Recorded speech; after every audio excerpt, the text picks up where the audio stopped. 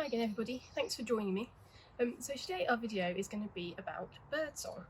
Now a lot of you have noticed over the last week or so that the birds have been singing really beautifully, and one of the reasons that birds sing so beautifully at this time of year is because a lot of them are trying to find a mate. So usually it's the boy birds that you can hear. A lot of you have also said that you wish you could identify which bird it is that's singing in your garden that you can hear out of the window.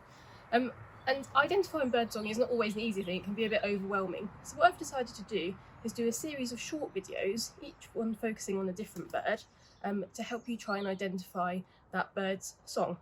So today we're going to start with our friendly neighbourhood robin.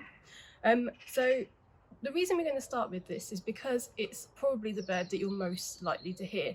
It does sing throughout the year, and also the boys and the girls will sing, so you're more likely to hear it. The reason for that is because they're trying to defend their territory.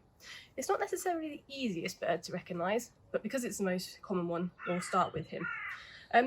Okay, so usually what we say is there's two types of birdsong. There's the birds that kind of say the same thing over and over again, so they're really easy to identify because once you've figured out what you're listening for and what they're saying, you can always almost pick them out.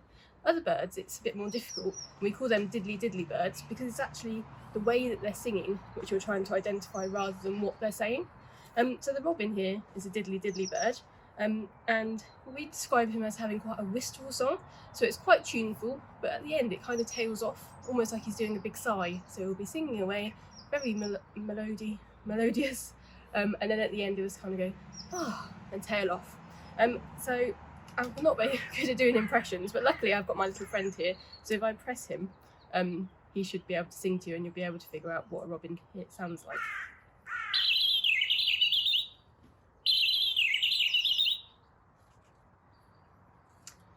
Sometimes when I do that, the actual real robin comes down and starts singing because he thinks there's another robin on his patch. So that's what a robin sounds like. I'll play him again for you.